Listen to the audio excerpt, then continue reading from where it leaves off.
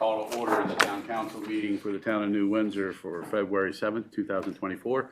If everyone would rise and join with me the Pledge of Allegiance. I pledge allegiance to the flag of the United States of America and to the republic for which it stands, one nation, under God, indivisible, with liberty and justice for all. Our meetings go by an agenda. They are recorded electronically. Anyone wishing to have something on the agenda for the monthly meeting should have had it to the town hall by 3 o'clock the previous Wednesday of the month. Anyone wishing to speak tonight that's not on the agenda, we ask you to sign the sheet over here. Approval of the minutes from the January 3rd, 2024 town council meeting. They have been emailed out to everybody. Do I hear a motion for approval or amendment? A motion is to accept. Do I hear a second? Second. We have a motion and a second to approve the minutes from the January 3rd, 2024 town council meeting. All those in favor signify by saying aye. Aye. Those opposed, so carried. Mayor's report. You get it? Yep, Okay. it's on. All right. The normal meetings, but I also attended the State Highway Town Streetscape meeting. Gary, have you heard anything back about wanting to have any dates for a workshop? No. What we want to do is have a workshop with State Highway Administration to talk about their portion when we're done our water line replacement project, to go over all the aspects of their portions. That means all new paving, curbs, sidewalks, retaining walls, et cetera, et cetera. So hopefully sometime in the spring we'll have a workshop at the fire hall. 211 High Street, which is on the agenda. I'll let Tom Coe talk more about that, but just briefly, I've met with Chief Crimer on a couple of occasions, Tom Coe and the architect. We went through the both levels a couple of weeks ago. Also discussed it at the Board of Directors meeting, and at a Carroll County Commissioner's reception, I talked to County Commissioner Vigliotti just to see whether or not there would be any funding for a project like this. He thought it was a great idea, but that does not mean check writing. But in the meantime, I checked grants with Maryland Department of Housing and Community Development, talked to Cindy Stone a little bit, still need to follow up on a couple things, and also did grant research with the Assistance to Firefighters grant. At the Carroll County Commissioner's reception, Councilman Cornick and I attended. I'll let him have his claim to fame, so I won't take his big thunder away. But I talked to Denise Beaver and Paige Sunderland with the Carroll County Department of Economic Development about visiting New Windsor to meet with us for economic growth in town. And I have a meeting set up with those two and Councilwoman Schultz on Friday, February 23rd at 8 a.m. at the county office building. Also been going back and forth with correspondence with Jeff Childs with Lewis Contractors about a scope of work and cost estimates for the Dealman Inn structure stabilization for a grant application. Attended past New Windsor Fire Chief Byron Welker's retirement party, and upcoming meeting is the Maryland Mayors Association in Annapolis, and also the mayors are getting together tomorrow night for a little meeting. And I will be unable to attend the February work session. I am having surgery on my eye on next Thursday, and the surgery requires that I have my head down 45 minutes every hour for 1 week. So I'm not one to sit around, so your thoughts and prayers will be greatly appreciated. Any comments or questions? Thank you. Council committees, community enhancement, Councilman Gubernitis. I have nothing to report at the moment. I'm getting the rest of my health stuff turned around, which is just about at that point. So I've been very busy with a lot of doctor's appointments, physical therapy, and different things, but hope to be a little more active and involved here shortly. All right, very good. Public Works, Councilman Huffman.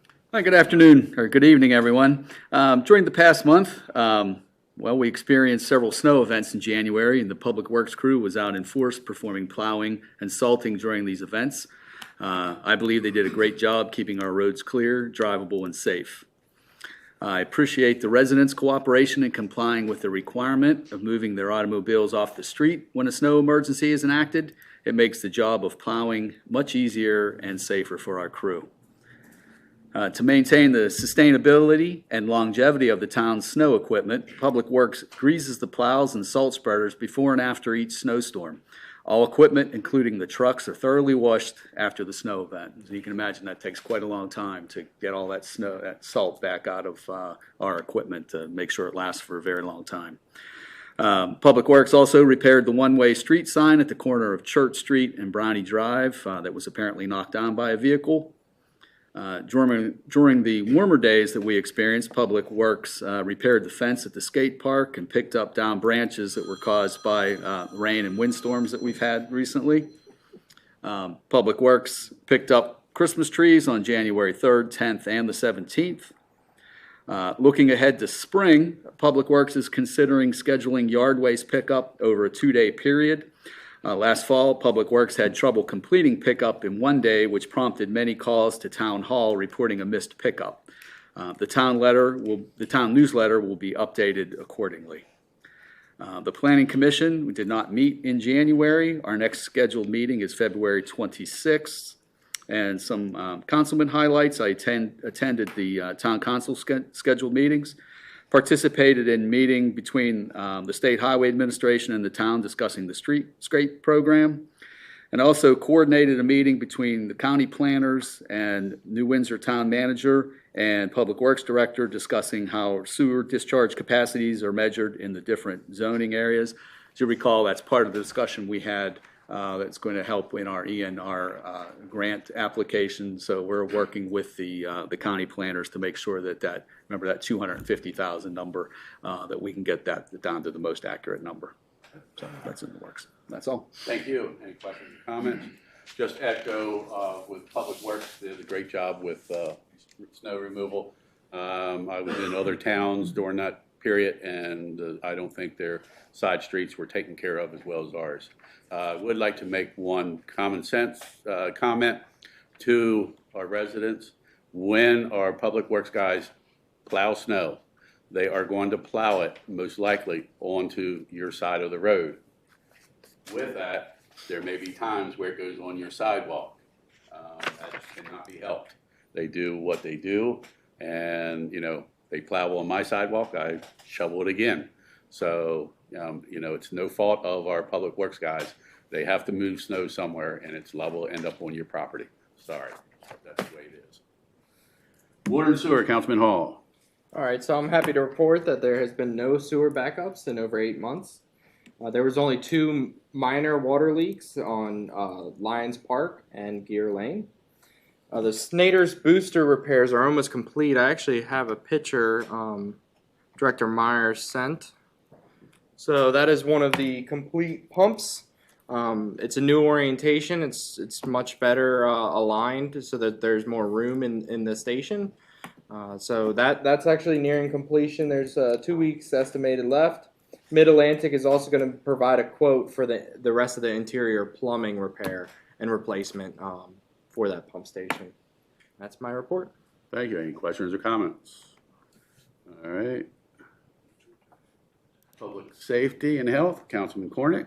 Yes, good afternoon good evening to everyone. Do have a brief report. Might be a little longer than brief, but we'll see what happens. I did attend the Opioid Prevention Coalition meeting on January 10th. Actually, Deputy McGinnis and I were in attendance there. Wanted to report that on April 20th, there will be a Sharps, Meds, and Vape Take Back at the Bureau of Aging. Again, that's on April 20th. I also brought with me some Carroll County Health Department survey cards, and we're looking for your opinion on opioid awareness and prevention. I have the cards with me. You can use your QR code to take the survey. It's a short survey, but they're gathering. The health department is gathering input on the perspective that the citizens of Carroll County have about opioid usage and abuse. They do have some of the results, and they share those with us during the meeting, or the opioid coalition meetings, which I will say is very well attended. I mean, as Deputy McGinnis can confirm this, but there's pretty much no open seats. It's a full house there. So anyway, they're doing a great job gathering information. I'm realizing the resources that are in the county, and we actually, compared to a lot of counties for our size, we have a lot of resources for this, very important issue that the community is dealing with. So that is the opioid substance abuse questionnaire, and I've got, like I said, samples here. In addition, there is a documentary that will be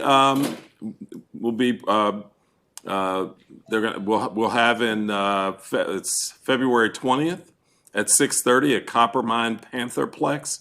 The documentary is called the Ripple Effect documentary. It's in reference to heroin abuse. I know I don't have a whole lot of positive things right here to talk about, but they're important things. But it is about heroin, the effects of heroin. Special guest speaker is Sheriff Jim DeWeese. In addition to that, State's Attorney's Office is promoting an early intervention program. And throughout the meeting, in the early intervention program, it was outlined, basically the details of that program, and it's put on by the State's Attorney's Office. So the gentleman that delivered the information gave a pretty good outline of what they do. I think it's an impressive program, which includes immediate expungement of current charges if you're engaged in this program. It provides job skills training to reduce recidivism, and then suitable, sustainable long-term recovery and comprehension, all things that are important in the recovery process. So that information is on the State's Attorney's website. And again, I think it's a pretty worthwhile program. And last but not least, over the last couple meetings, I've been speaking with some of the people that facilitate the placement of naloxone boxes. My question to the council and the community is, if we had the opportunity to get them, they're free. I know that I can get one. I talked to the lady, and problem is, we just need to know, number one, do we want one? I think we should. That's just my personal opinion. Number two, where would we put it? Because it has to be accessible in a public place, but not outside. So I'll leave that there and let us kind of maybe think about that, but the opportunity to get them is there. I also am advocating for training. I think I'm going to do administering of naloxone training myself, because you just never know. And the issue is continuing to grow. Our numbers in New Windsor, thank God, are low. But that doesn't mean tomorrow they won't be, or they will, they will be low. So just something I wanted to bring to the council and to see if there's a place that we could possibly put it.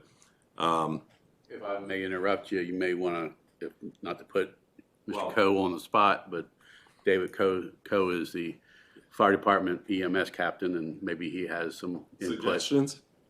Yeah, well, did you? If you notice, I was looking right at him when I was. I didn't want to put him on the spot verbally, but okay, all right. So, and then last but not least, the mayor spoke of my claim to fame, and I'm really proud of this moment, and I want to talk about. I had an opportunity, and I've known about this man, as we all have, to meet Representative or Congressman Dutch Ruppersberger, and later found out, Gary, that he grew up like blocks away from where you lived, and yeah, walking distance from me. So it was nice. We got a chance to take a photo op. He was so impressed with me and I guess the mayor that he announced his retirement the next day. I don't know if that had a direct effect on anything, but so that's the point. I mean, once you hit the peak with a picture of you, what else is there? So, yeah, no, that was pretty neat. So, anyway, That's my report. Thank you. Any questions or comments? And then also Dutch's assistant was there, and I'm going to be in contact with her to get more information than what we did in the past about the appropriations through Congress. So last time I put in with our two U.S. senators, but I didn't have the information from his office, so hopefully I'll have information in this office. I think last time I put in for $1 million for the wastewater treatment plant upgrade. So we'll be in touch with that, with his office. Economic Development, Councilwoman Schultz. Good evening, everyone. In addition to the council meeting, I also attended a couple of other meetings, the HSP Executive Committee and Board meeting, and I noticed on their Facebook page today that they're offering free tax preparation if you have an income of less than $64,000. So you just have to schedule an appointment. The link's on their Facebook page. And then the Carroll County Downtown's Economic Group is not meeting again until February 13th, but I got a written report from the chair, and the Small Passport was a big success this year, this holiday season, with 149 passports returned, which was more than double last year and more than triple the year before. So the program's really catching on, and we actually had a New Windsor resident, and I heard it was publicized, Peggy Ricker, who won one of the gift certificates. So that was cool to have a local person win, and you can use them anywhere, and she had already spent it when she told me. So I noticed several small business events on the Carroll County Chamber of Commerce website, so I wanted to just highlight a few of them. There's a small business marketing workshop this week. There's an understanding business insurance workshop next week. There's an increasing sales and business networking event also next week. And there's several other things too. There's also a group that meets that's for entrepreneurs. And I met a couple of people at Music on the Main who are local entrepreneurs. So that meeting is virtual. So, and all that information is on the chamber website. And then I just want to remind everybody that there's a scholarship through the Carroll County chapter of the Maryland Municipal League that's for high school students who have been accepted to college. It's $1,000, and the applications have to be submitted by April 26th. So that's it. You're welcome. Any questions? Comments? Thank you. Town Manager, Gary? A couple things to report on. We have a busy agenda here. The Blue Ridge Pump Station upgrade. We had a pre-construction kickoff meeting on January 18th, executed several pertinent documents. The notice to proceed has not been executed due to the long lead time for the prepackaged pump station. Envirorep, who provides that station, they gave Johnston Construction Company proposed lead times or estimated lead times, and the delivery of the prepackaged pump station is estimated for November 19th of 24. Town staff and JCC, project manager, have agreed to issue a notice to proceed at a later date. This is due to the effect that the notice to proceed sets the project contract time, which is 365 days, so there's no reason to do so currently, knowing the delays for the prepackaged pump station. Johnston estimates mobilization at the beginning of October. A side note with that, WBCM, who's currently doing an inspection for Maryland 31 water line, they were recently acquired by a large national firm and cannot provide inspection services for the pump station upgrade. It will impact future projects, but will not impact the Maryland 31 water main project. So they're already contracted with us to do that, but the inspection for the Blue Ridge pump station will likely be done by Public Works staff. Employee handbook, town manager, Public Works director, and clerk treasurer are updating the handbook. There were minor basic changes done in December of 22, but the staff is preparing a thorough top-to-bottom review and update. And once staff has a draft version combining all our comments, we will send it to Attorney Ostrander for her review prior to getting to the mayor and council for review and discussion at a later meeting. And then lastly, on the Maryland 31 water main improvement project, construction progress has been slowed somewhat by the weather. in January, and SHA restrictions with working on the road during the weather events. Mid-Atlantic continues to submit the 2-week look-ahead schedules, which are posted on the town website and Facebook page. This week, you might have noticed they're doing layout and salt cut of Main Street and High Street, and then next week they'll be completing that salt cut work and then begin utility locating and test pitting on Main Street and High Street. A few notes to mention. There are 5 locations where the new sewer cleanouts conflict with existing poles. So solutions are to extend the cleanouts beyond the poles into the sidewalk or relocating the laterals and clean out to provide separation from the poles. Also, there are 4 locations where the trees need to be removed to allow for sewer cleanout installation. These trees are in the state highway right-of-way for High Street or Main Street and not on private property. So we need to decide how to notify the property owners, likely by sending out a letter and explaining the situation.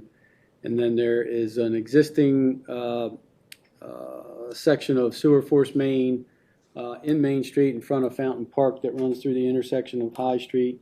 It was found by CCTV to have a significant sag in a portion. So Mid-Atlantic is working on providing us a change order to replace this section of sewer. That's all I have. You said 4 trees. I think it's 5 poles and four trees, I believe. Yeah. 4 trees. Yeah. I mean, I would suggest talk to the homeowner. If they don't want a tree replaced, it's no big deal. But if they do, I think we can afford to pay for 4 tree replacements. So, Get a letter together for that. thank you. Any questions or comments? Gary, is the state going to take those trees down since they're in the right-of-way? Good question. I will have to follow up with Mid-Atlantic and or state. Their Mid-Atlantic's in daily contact because the state highway inspectors are out periodically during their review. So I don't know if they have Mid-Atlantic has the authority to do it under the permit that they have, or whether that's something that state highway has to do themselves. But they're not major trees. They're nothing super big or anything like that, but they have the ability to take them down. They've said they probably would hire somebody to do it specifically, so I'll follow up with them on that. Thank you. Any other questions? Public Works Director, Wayne? Good evening, everyone. I wanted to report on this on the work session, but it was canceled, so I'll provide it here. Public Works winter operations, we plow over 7 miles of roads and alleys, 1.5 miles of cul-de-sacs between Atlee and Blue Ridge, and we also clear and salt approximately 3 miles of town facilities. Our snow removal equipment, we utilize a 2013 Chevy 3500, a 2021 Ford F-250, and a 2022 Chevy 5500. And new to our fleet this year is a 2023 F-250, but it's without a plow or spreader, so we're going to budget for that this fiscal year. Additional equipment includes a 2015 John Deere X758 for parks, tight areas, water resource areas, sewer stations, and a 2019 Kubota 7060 tractor for salt loading operations. A typical plowing operation lasts about an hour and 15 minutes per round, with 4 trucks salting and 4 trucks plowing. It takes multiple rounds of treatment for any given storm. One of the biggest challenges that we face is actually in the cul-de-sacs, and it takes approximately about an hour apiece for the cul-de-sacs. Public Works also is responsible for clearing public sidewalks owned and maintained by the town, and there's about a mile of those. And current total Public Works responsibilities, including town roads, alleys, and facilities, include 10 miles or 52,800 feet of road. Snyder Summit will add 0.066 miles or 3,500 feet. Total future Public Works responsibilities then is about 10 miles, 10.066 miles or 56,300 feet of road clearing. We also respond to all water and sewer emergencies during inclement weather. I've also provided the council with a more detailed list. I kind of broke this down a little bit more for this meeting since it's going to be a long one. I've also prepared a suggested list of public works responsibility changes along with current projects, a general change in public works activities, and suggested actions. They also include a yard waste schedule, a street sweeping schedule, and updates based on new equipment that we've added to our fleet, and the addition of Snyder Summit. Please look at the documents for future budget discussions, and that's all I have. Thank you, sir. Yep. Any questions, comments? Ready? Commissioner Deputy? Good evening. Sure it's on. Yep. New batteries. Forgive me as I normally get a little nervous when I'm up here, but with all these firemen, we're in line. You're good hands. So, between January 3rd and February 7th, 2024, the Carroll County Sheriff's Office responded to 44 calls for service within the town of New Windsor. Out of those calls for service, 4 were reportable on 1/17/2024 at 10:47 a.m. An accident with injury was reported in the 1000 block of Green Valley Road. The injured parties were transported to Carroll Hospital Center with non-life-threatening injuries, and on 1/23/24 at 5:44 p.m. A domestic assault was reported around the 100 block of Main Street. The suspect was arrested. During the arrest, the use of force was completed by the Sheriff's Office. Use of OC spray was utilized when the subject was apprehended. This was the one that was all over the internet. On 1/25/24 at 4:53 p.m., a disturbance was recorded in the 100 block of Main Street. Parties were separated and provided with resources. On 2/2/24 at 12:48 p.m., a hit and run accident was reported. The event occurred on 1/24. A parked vehicle's mirror was struck, which was captured at a camera, at a distance on a camera. This is an ongoing investigation. I attended the Opioid Coalition meeting with Kevin. It was a very successful meeting. Kind of what he said on the naloxone training and availability. We had 4 overdoses last year in New Windsor. They were actually between January and April, so this time of the year. I don't know why that is. I don't know if it's the colder months or if there's any trend to it really at all. There was 1 fatality, which in my opinion is too much. So if we can somehow get moving in the right direction in that aspect, whether it's just education, even naloxone training opportunities within the county, more availability to the resources, and even what Kevin mentioned, limited supply of naloxone in and out would be, I think, substantially beneficial to the community. And I don't know how we can get started on that, but I'm sure that you guys can have further discussions on that in the future. Met with Springdale Preparatory over a basketball game on April 4th. That was put on by Miss Teresa. She's not here tonight, but we're looking forward to that. She's been wanting to do that for quite some time, and it sounds like we're able to finally make it happen. They're working on the registration, and I think there was a meeting with the Lions Club that Lions Club is supporting it. Okay, excellent. So the Lions Club is supporting that. Still in the works, working on registrations. Steering wheel retention devices are still available. They're very quality. I actually got one. My wife drives a Kia. We just went to Florida and back, and I was unsure of the places we were staying overnight on the way down. So I utilize it. It's a 4-way key. It's very quality. Councilman Guvernaitis, you have one as well, correct? And it works pretty well. We got, I think, 9 or 10 of them here. It's open to the community. If somebody wants to stop by and grab one, they're free. So can't be free. And then register for National Night Out. It opened on 2/1/24. I know the fire department's normally the space that we handle that. Trying to get everything in the works with that and send out the vendor list and everything. If there's any ideas that anyone would like to bring up to me this year, feel free to reach out to me and we can get working on it. Whether it's just funding or even ideas for vendors in the event. 10 traffic stops were completed in town last month.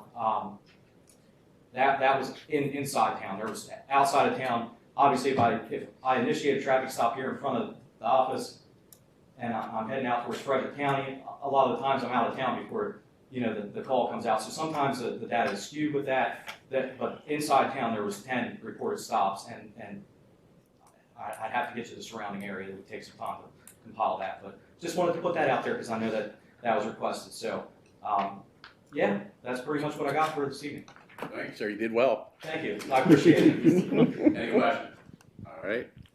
West Carroll Rec Council, no one's here, just a little FYI, the Lions Club does support a lot of activities here in town, as you just heard about National Night Out, but also the Lions Club made a donation for 2 scholarships, registration fees, if you will, for 2 young individuals.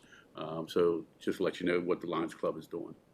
Fire Chief Kramer. Since I wasn't here in January, I'll give you the 2023 stats. So we had. Can you get the microphone just for people at home listening, not for us to hear you? Thank you.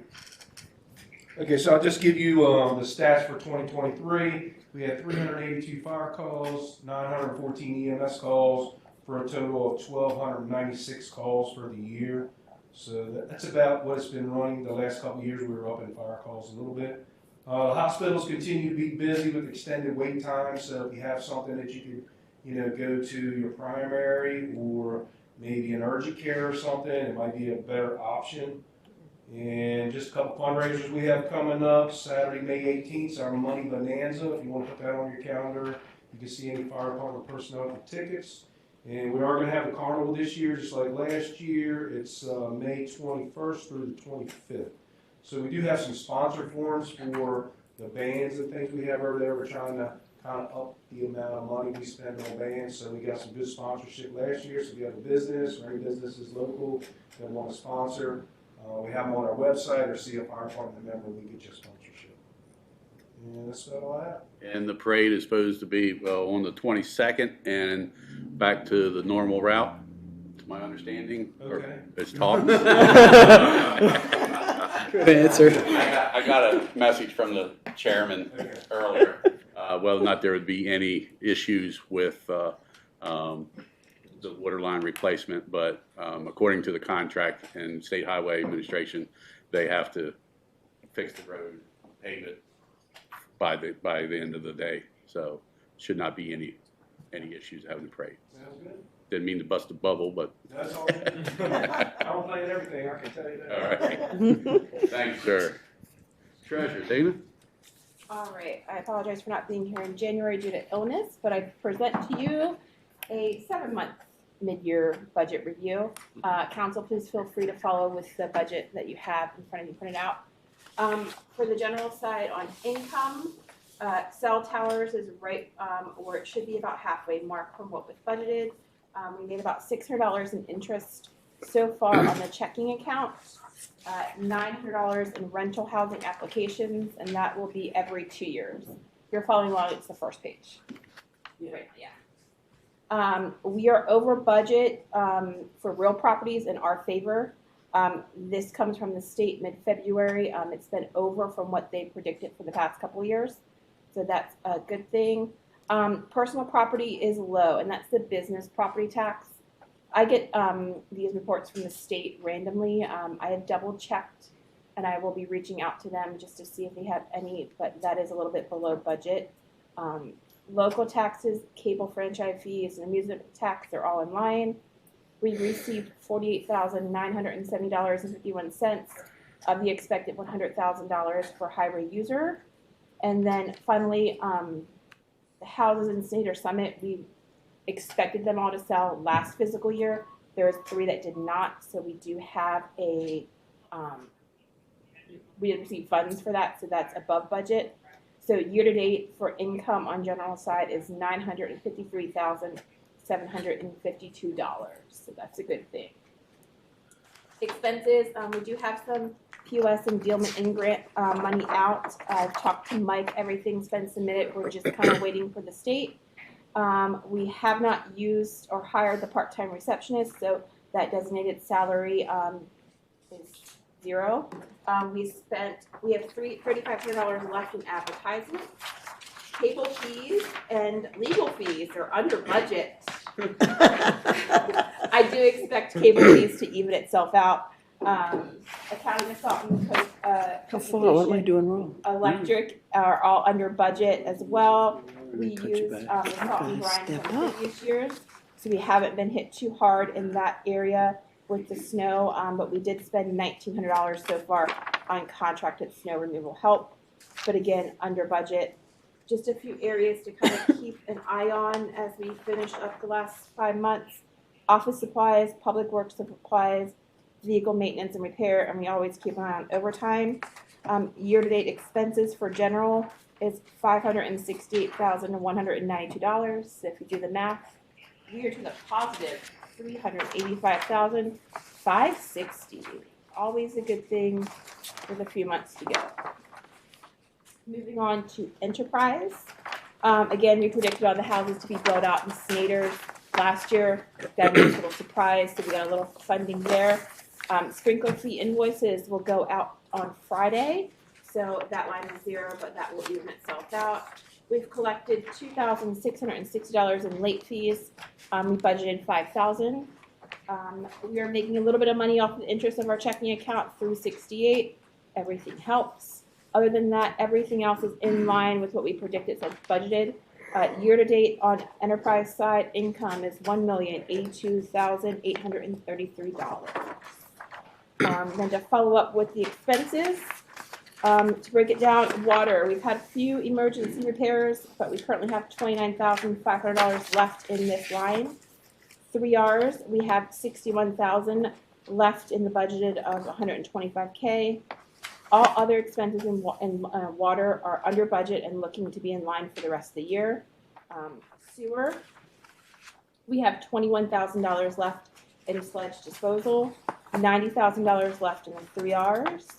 You will notice that bay restoration is over, and I take full responsibility for this.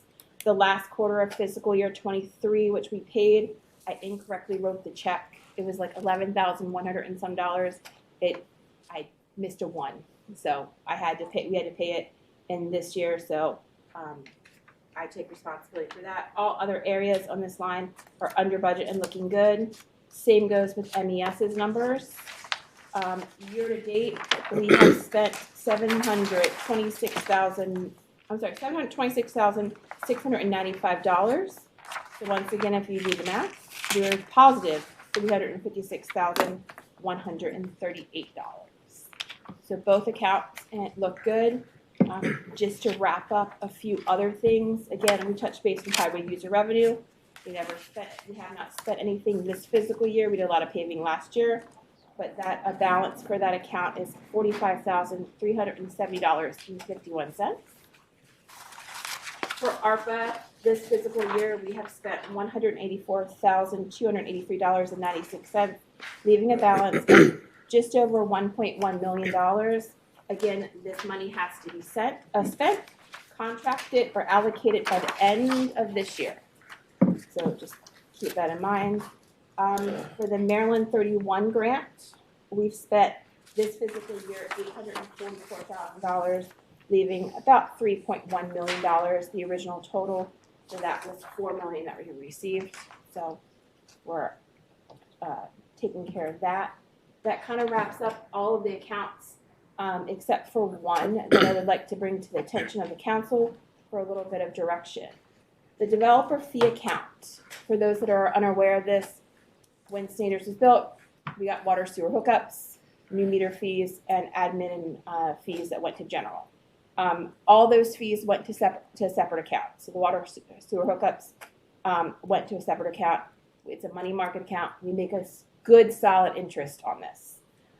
Currently, that account has just over $2.8 million and making about $1,700 a month in interest.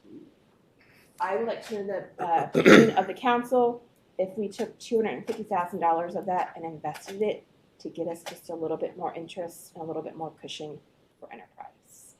I have some numbers for you if you would like to hear them, but I just wanted to throw that out first while interest rates are still semi-good. I do not, again, nobody knows what's going to happen in the next 3, 4, 5 months.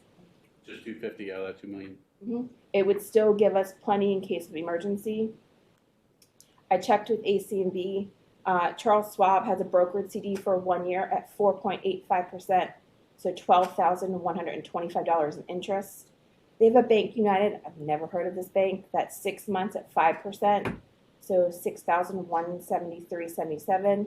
We do have 2 T-bond options too. There's a 6 months at 4.9, so $5,999 in interest, and then a 1 year at 4.5 for $11,250 in interest. Woodsboro Bank, their rates have kind of stayed the same, dipped down a little. 9 months at 4.6 and 13 months at 4.34. No matter what we did, if we took the highest, we would make an additional $8,687 in a year. And if we took the lowest, it would be about $2,500 extra in interest, which I call free money, which it is. So it's up to you guys. ACB, they have a Charles Schwab broker CD for 1 year, 4.85, and that would be the highest, and we would make $12,125. That's the highest. That's the highest. Recommendation? I have a question prior to that. Are municipalities precluded from joining the state employee credit union? I don't know the answer to that. The reason I ask is there's a I know that their 6 month is 5.1. I know there are some restrictions on different banks. Like ACB itself offers a 8 month at 5%, and we do not qualify because we are a municipality. Okay. I can definitely check into that for the student employee and go from there. Yeah, I know they have a 13 month, and Governmental entities. about a month ago, I think it was close to 5 as well. I know A there's a little lot better of than, a little, maybe around 4.8, but Those interest rates have been high, and again, yeah. no one knows what's going to happen, but I do foresee them going down. Everybody comfortable with Dana in her position, moving to 250,000? Yes. I am. I'll check that and I'll get the best interest rate, and then I'll go from there and I'll email everybody later this week. Thanks very I'll much. need you two for signatures. All right. Thank you. you. Anything else? No, that's it today. All right, good report, thank you.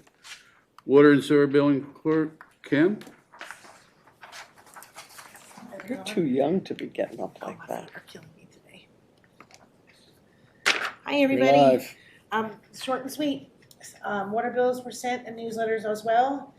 This week and last week, there are 69 letters / shut-off notices that went out for active accounts with delinquent balances over 90 days. That total delinquents, it's over $42,000.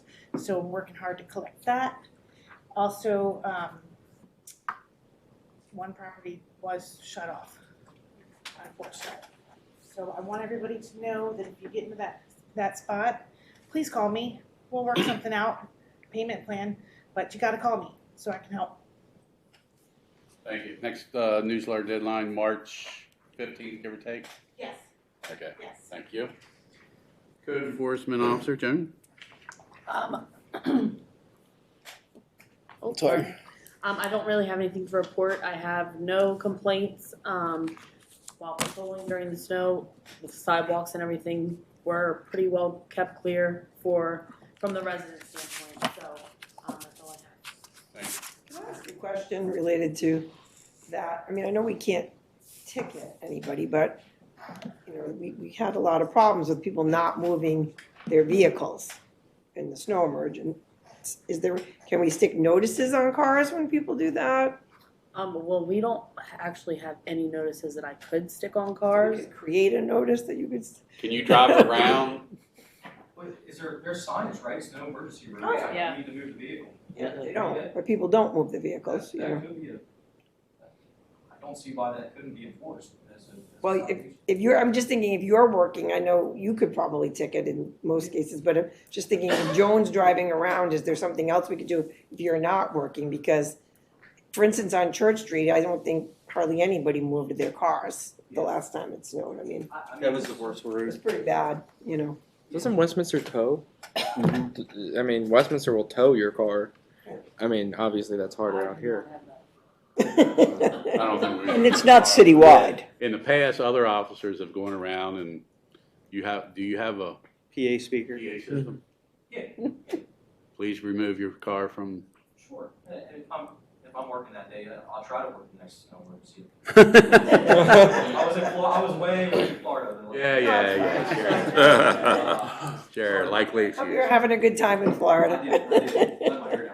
But, yes, I will definitely, and if I can't be here to do that, I can get you in touch with who's ever working that day. If in fact there is something going on where nobody's moving their vehicles, and I can call that deputy directly and get him That'd be great. to address it. Thank you. Thank you.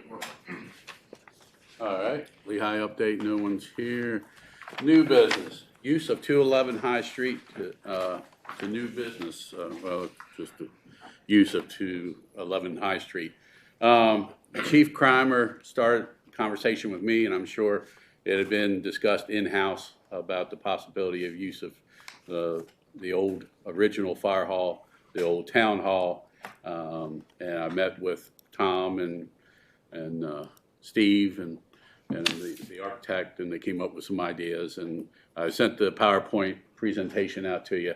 And just to let you know, Tom is going to make the presentation on behalf of the fire department, and this, he will explain again, is just mainly for discussion and go from there. It's nothing that we have to agree to tonight, but they're probably looking for support of at least moving forward with this idea.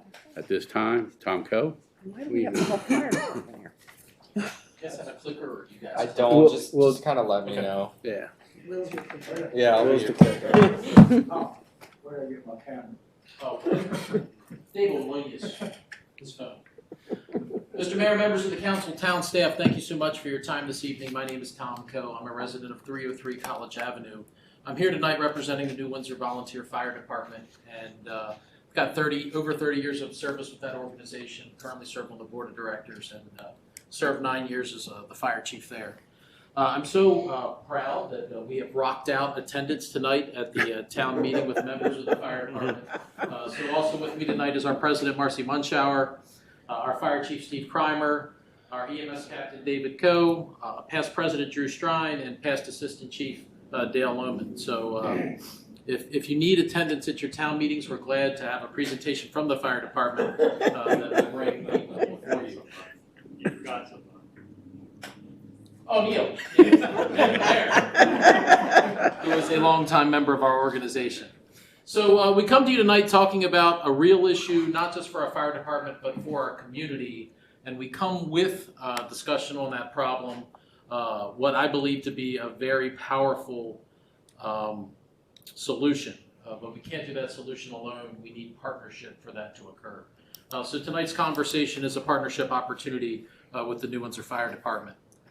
For those of you who are not familiar or at home listening, New Windsor Volunteer Fire and Hose Company #1 was founded in 1908.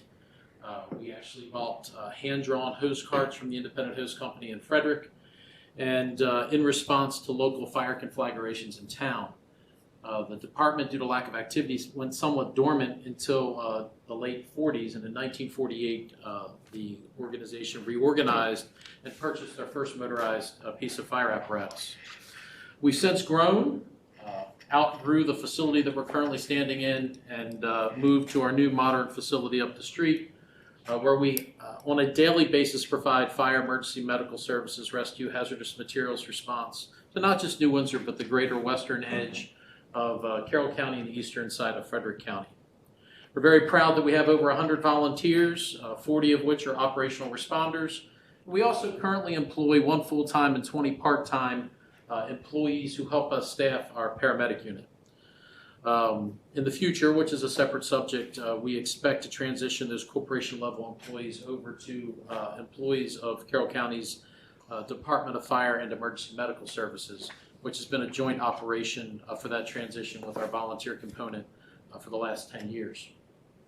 From a call volume perspective, as you heard Chief Crimer mention earlier, last year we responded to 382 fire rescue calls and 914 calls for emergency medical services. That is consistent with really what a fire department does these days. About 80% of our business is based out of the provision of emergency medical services. But in the fire service, there's a real issue with recruitment and retention. So like most volunteer entities in our communities, churches, recreation councils, civic organizations like the Lions Club or the Ruritans. There is just a challenge to find, recruit, and maintain active volunteers. And unfortunately, as a public safety entity, a decrease in the number of volunteers jeopardizes the public safety services that we provide on a daily basis. But this isn't an issue that's just local to New Windsor. This is both a regional, a state, and a federal issue across our country. The graphic that's displayed on the screen is actually the final report from the state's Commission to Advance and Strengthen Firefighting and Emergency Medical Services within Maryland. That was a statewide commission that was chartered to address recruitment and retention for our state fire service. It was mandated by legislation on our state legislature last year and will be the impetus, hopefully, for some state-level programs to help us both recruit and maintain emergency responders, be it career or volunteer in our state. But New Windsor is an interesting animal in that New Windsor is very community-focused. Our fire service is very connected to our community. One of our biggest challenges in recruitment and retention is affordable housing. Over the last 10 years, I can count 12 very active, trained emergency responders who left our organization because they simply couldn't afford to live in our communities. Quite frankly, if I didn't have the opportunity to rent my grandmother's house 25 years ago, it's very unlikely that I'd still be in New Windsor today. That's an issue that's pretty significant to our town because we're losing our volunteers because they can't afford to live where they serve. Just some statistics, little simple internet research, and you can drive around town and see it yourself. The median price of a house in New Windsor today is $454,000. It's crazy, right? There's not really available apartment rentals for our town for our young 18 to 25-year-old volunteers who grew up in this town, who want to continue to serve, and just can't afford to live here when they're ready to leave the home. The most recent development that had townhouses. Those townhouses went for over $300,000, and guess what? They're all sold out. There's no place for these people to go. But there's an opportunity for a solution, and this is kind of an out-of-the-box solution. A lot of fire stations, especially in the District of Columbia metropolitan area, provide live-in opportunities for young college students to move into the fire station and have a private living area in the fire station. And in exchange for that free residential living situation, they provide active service, both operational response as well as administrative and fundraising support. But in New Windsor, we have a really unique situation where our station, while very modern, isn't built for live-in type occupancy. But fortunately, we have a vacant building in town that could be. 211 High Street was the original fire station in town. It was built in 1909. Originally, it housed those hose carts I talked about on the first floor and was a public meeting room on the second floor. Neil might need to fact check me on this, but in about the 1970s, town offices moved to the second floor of that building. In the 1990s, we stopped storing our brush truck in the lower level and moved it to the basement, and that became fire department offices and lounges. In snowstorms, you'd be surprised how many people were able to sleep in the lower level of that building next door. And then in 2006, we moved up the street, and we were very fortunate to turn that building over to the town for their full use of both floors as we moved on to our new facility. Then in 2019, you guys moved to your own new facility, and ever since the building sat vacant. But the building is very structurally sound and really just a great opportunity for our community. So our ask is pretty simple. We want to explore options to make 211 High Street an opportunity for active operational volunteers of the New Windsor Fire Department to have an affordable place to live while actively serving our community. Our true ask is that we establish a joint work group between the town and the fire department to explore opportunities with the building and associated funding opportunities. I'm a visual guy. I'm sure most of you folks are visual folks too. We were very fortunate to put our hands on a draftsman.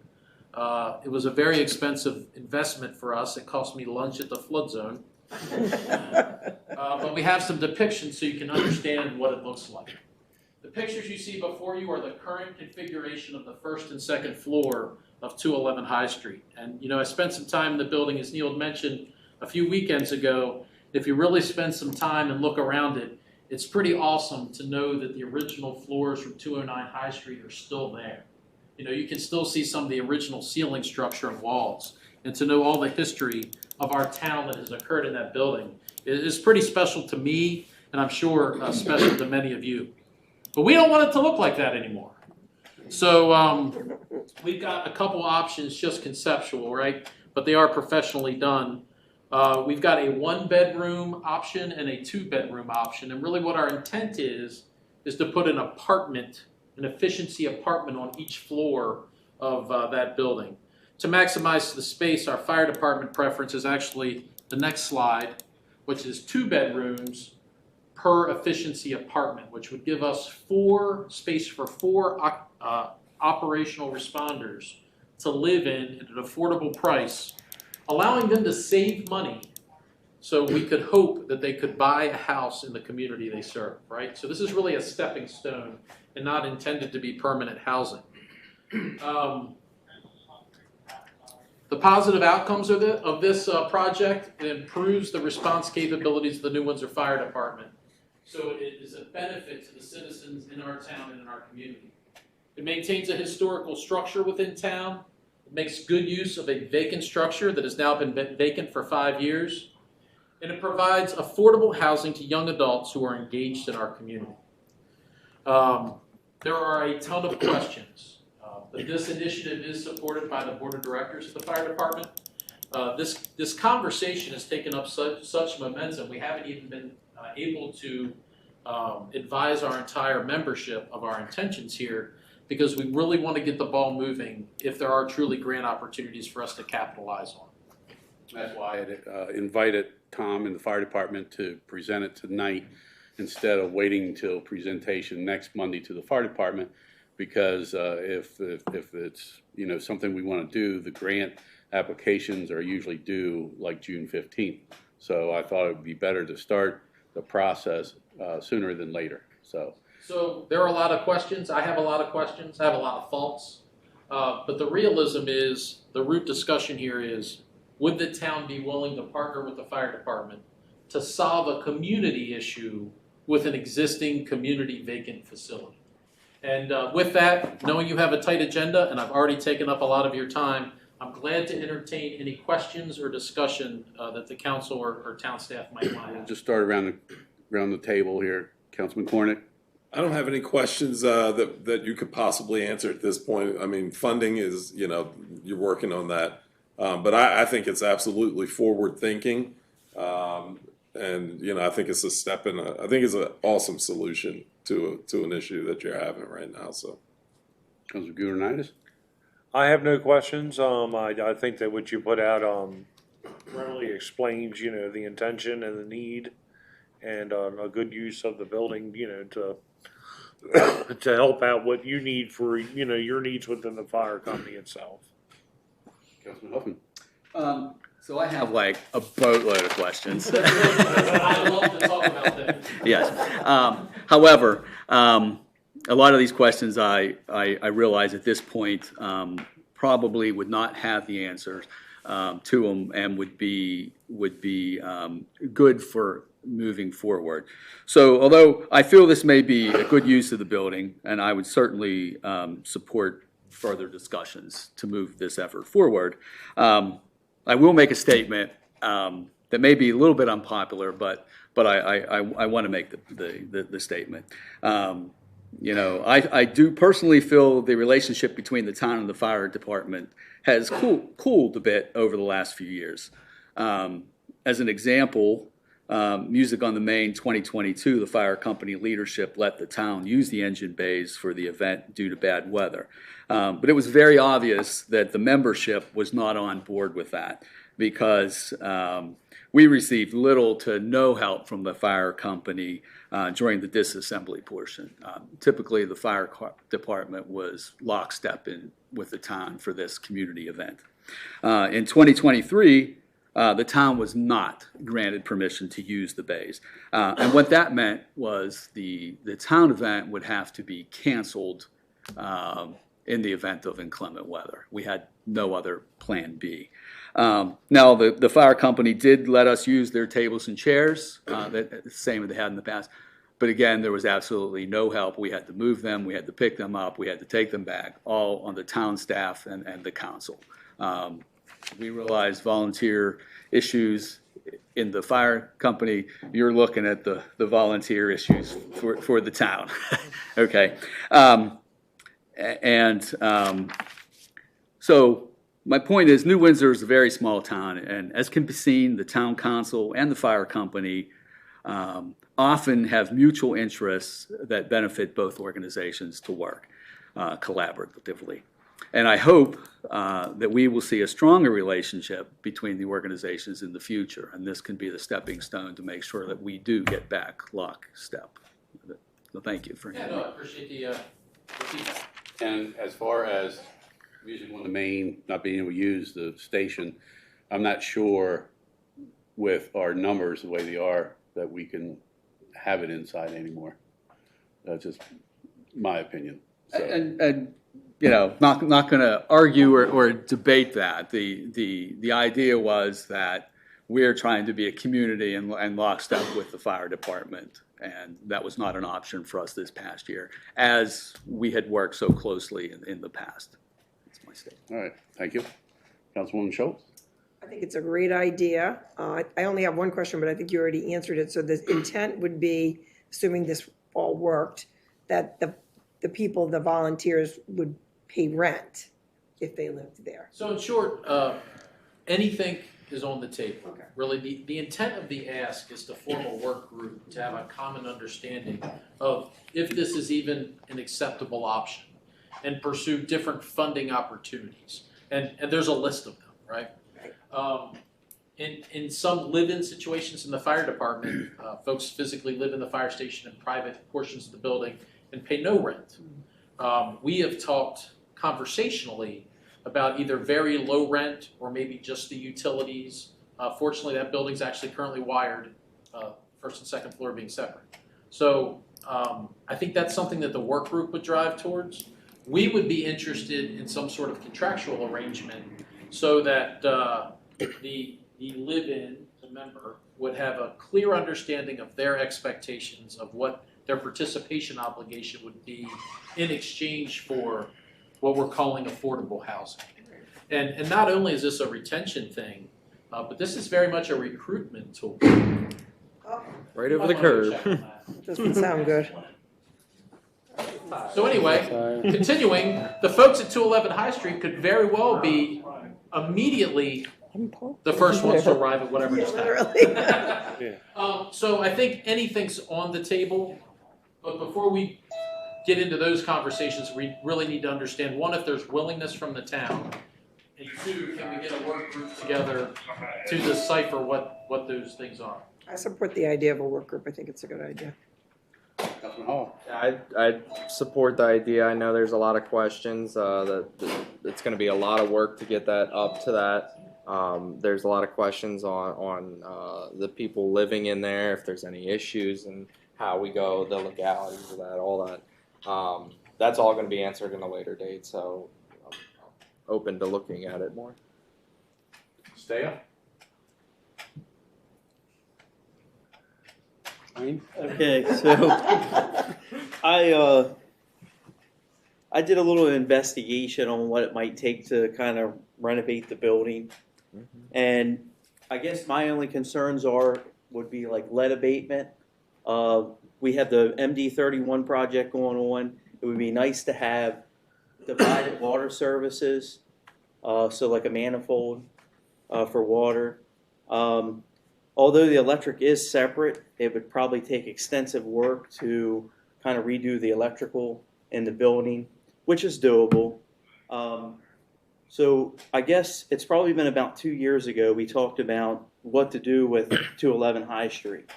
And my original thoughts was parking or community center or something like that in preparation for the eventual change of use of the property. We removed the Christmas wreath circuit from the electrical and also the Memorial Park Circuit and put them on this building. So there are no town utilities on that building, meaning that, basically if we separated the service, there could be independent electrical bills without affecting the town. So I guess the condition of the building is relatively good. However, the brick needs repointed to really seal it up. There were some mold issues in the clerk's office upstairs from some of the pointing issues. We've had several leaks on the building, on the roof. They've been repaired. They're non-existent now. So I support the idea. It'd be a good way to utilize the building and keep it in the community. But it's probably going to be a pretty big task to undertake. But it's definitely something that we could assist with if the council supports it. The Public Works team, however we can help and with our understanding of the building and everything. Thank you. Gary?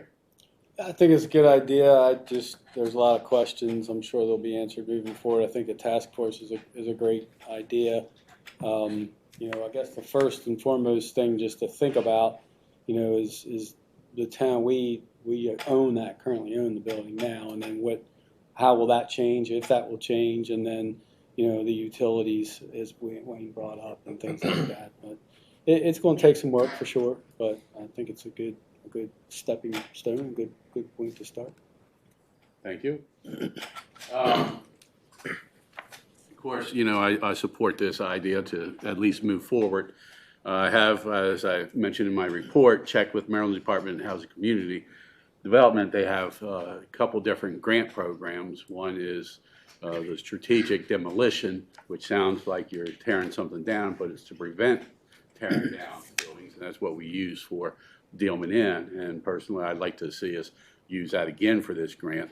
The one factor that we have to look at is state and federal funding will most likely not allow for any entity to limit the renters to be just volunteer firefighters.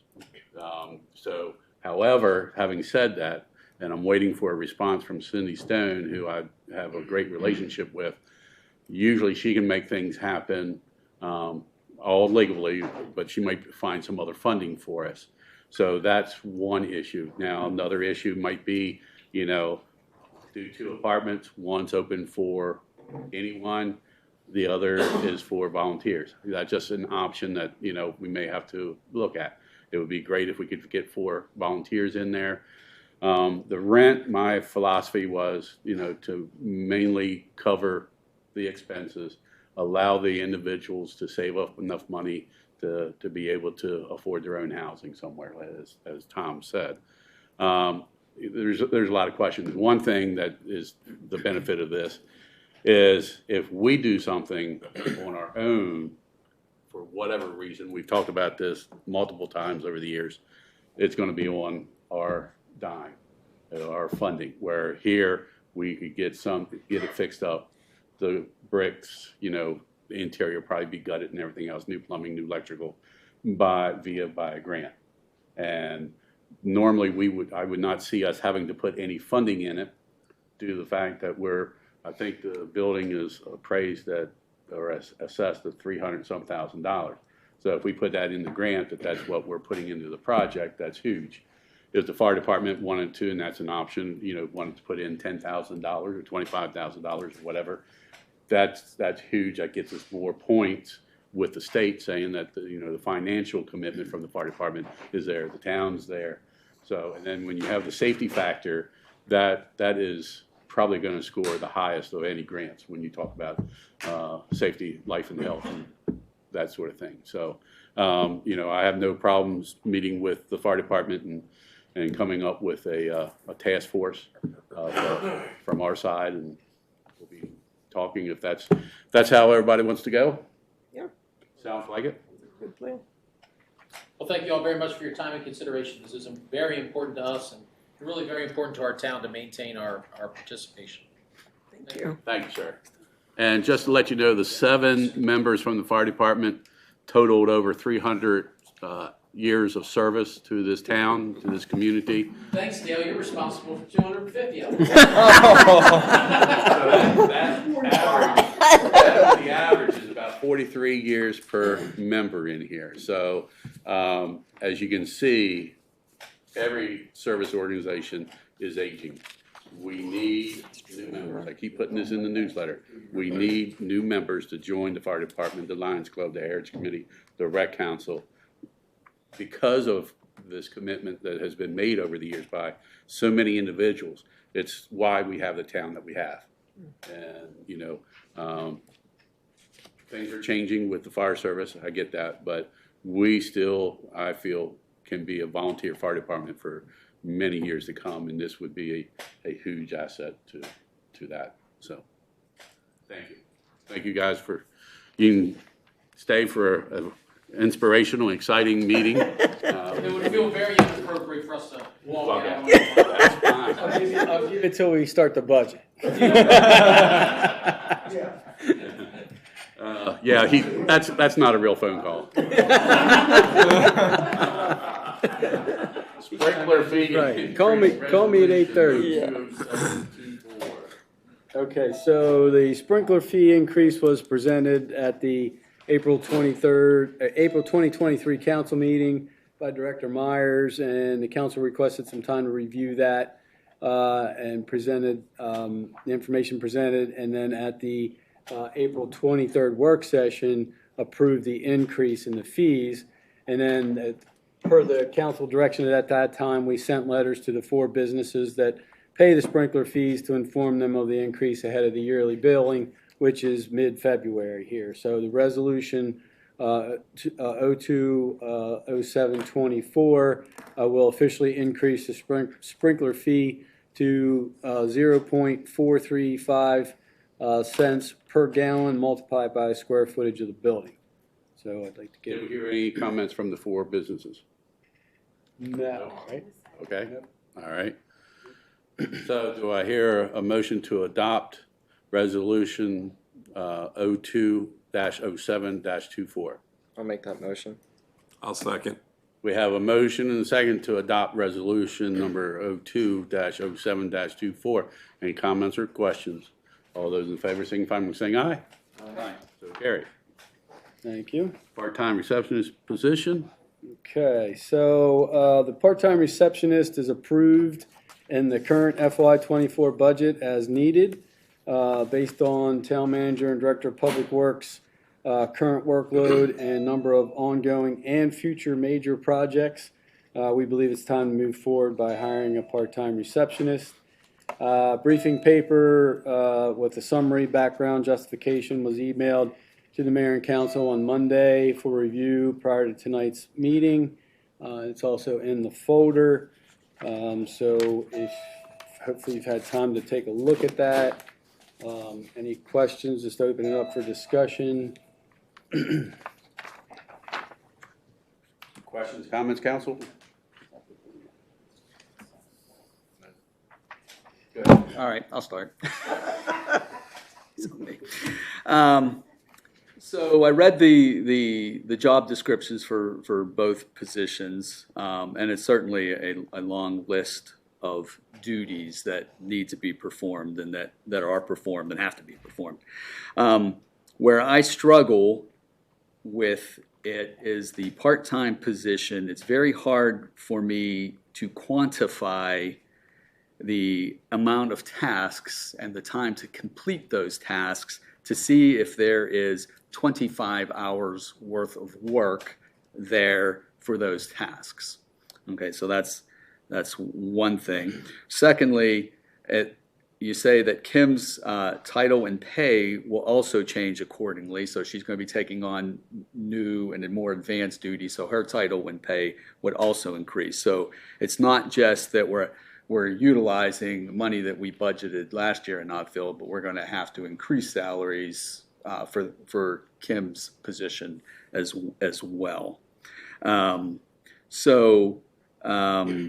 I see the job descriptions. Okay, so I see all those duties. For me personally, it's the quantifying that amount. You know, I have been here and I watch Kim work, and I see her when residents come in and she stops what she's doing and she addresses them. So I know that she gets disrupted during the day to complete her work. What I don't know is how many times does that happen?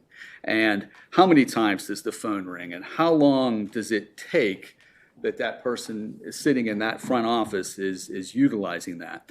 And then we did not look at things like, does the town office being manned need to be open 5 days a week from 9 to 3? And that, in my opinion, would be dictated upon the amount of traffic that we get into the building. Is it just higher when the water bills come out and the quarterly people come, or is it the once a month when the people that pay once a month come in? So I have those kind of questions. And so that would help me in the understanding to quantify the position. Any other comments or questions? I agree with everything Councilman Hoffman said. This is more of a personal thing. I think that Kim does a really good job being the face of the town. And I'm honestly a little bit worried about somebody else doing that job. I also wonder if with this pay, how we're going to really attract people, because the minimum wage has gone up quite a bit in Maryland in the last 2 years. $15 an hour. I know. So, the other thing is that I would like to see I've mentioned this a couple of times, added to the discussion. I really want the town to think about a way that we can bill monthly. And I understand that's an option, but I was just looking at my own bills. My cable bill is $258. My cell phone bill is $177. My whatever. If I had to pay any of those quarterly, it would be like I would have a heart attack every time they came in my mailbox. And so, and I know I brought this up and I was told it's going to take too much time. It would be difficult with the meter readings. And I would just like us to think about a way that we could do it, because I just think it would be easier for people to handle that bill monthly than quarterly. That's the only feedback I have. If we did decide to make this change, I would want to seriously look at changing that option. That's all I have. Thank you. I don't think it would affect the meter reading. You just still do the meter reading, you just divide it by 3 and bill. But it's backwards, isn't it? Don't we bill that basically? Bill the prior quarter. Right. So, yeah, which is I will say it's a lot of phone calls that we get. I will not speak for Kim. I will speak for myself, because I man the phone when Kim's not here or when Kim's on the phone. And I can say in the past 9 months, she has done an amazing job, but the calls are more frequent. And when she can't pick it up, that means the phone's going to ring, so I have to stop and pick up the phone and help that person too. And a lot of questions are, hey, why is this, it's for blah, blah, blah, blah. I'm like, well, because you go quarterly.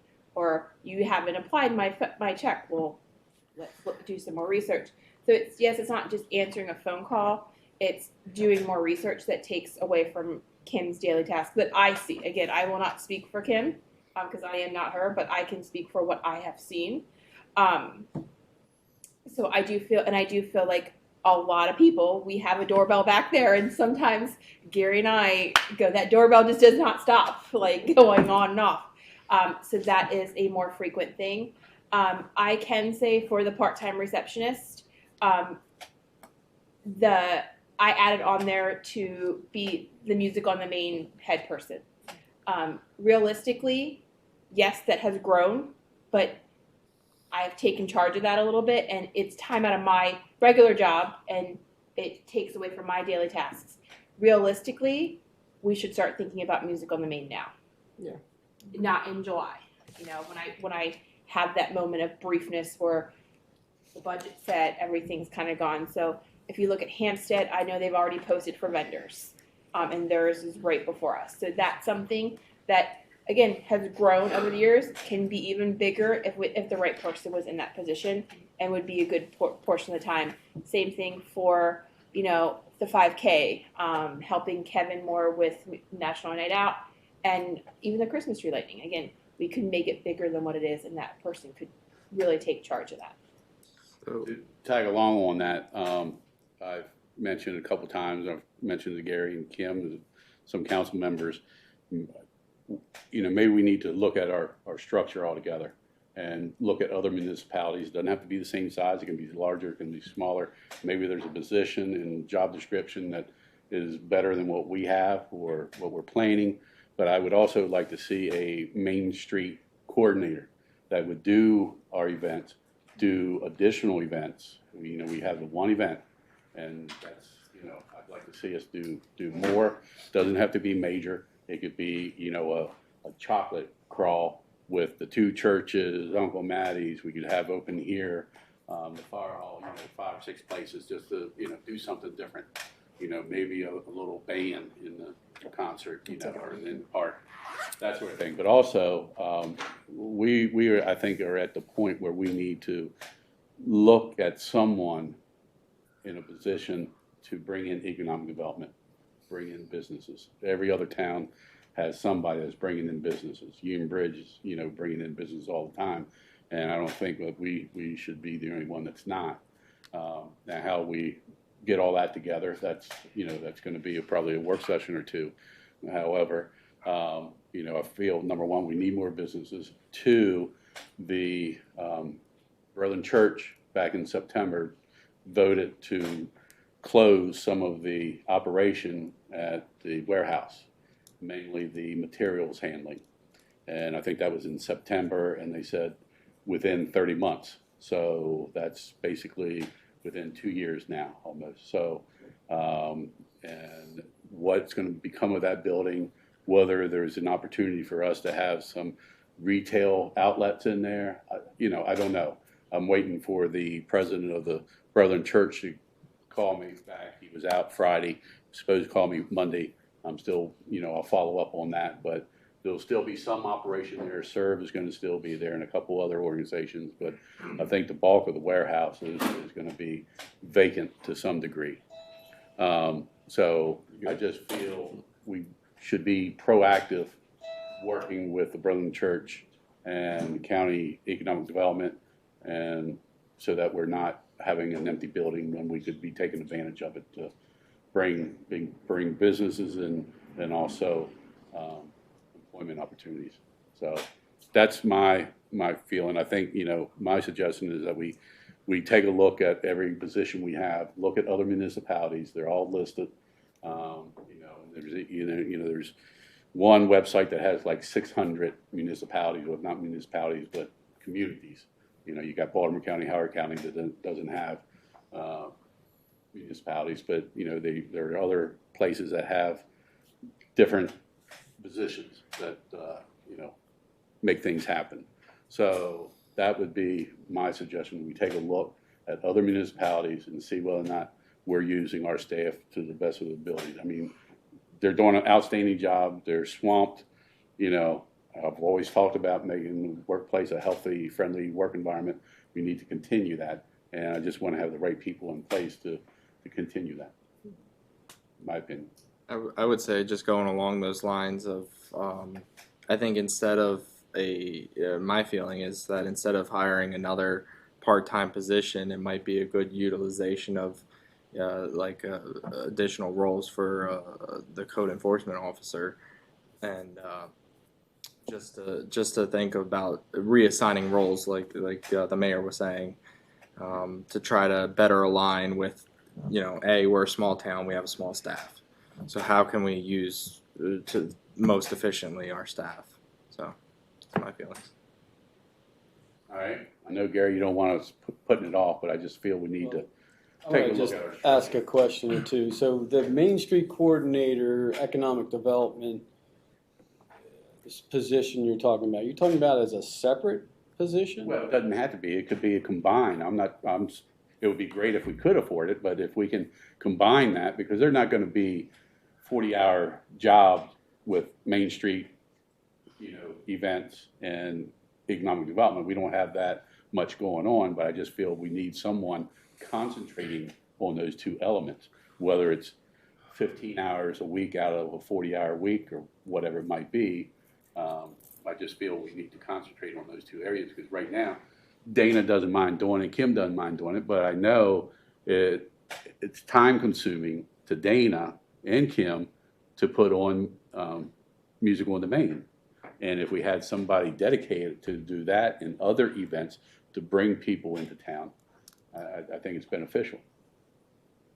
And if I might say, I mean, depending on who that person's selected and the face and everything else, a lot of times with a person with a great personality and a lot of qualifications are, winds up being a face of the town and bringing in and inviting and enticing people, and have that gift within them, in my opinion. To Dave's point, I don't have a doubt in my mind that just the job description, their job items listed in that description would easily fill up 25 hours, without a doubt. And being bluntly honest, part of this is the drive behind this is that Wayne and I do not have the bandwidth based on our schedules to keep these projects moving, the ones that we have and the ones that we have coming. And honestly, I don't have time to go looking at other municipalities to see how other municipalities are broken down and if we're utilizing staff to that potential. I don't see the benefit to do that if you don't have time for it. But what's our circuit rider do? I mean, he's here What grants has he been working on? He's here part-time every other week.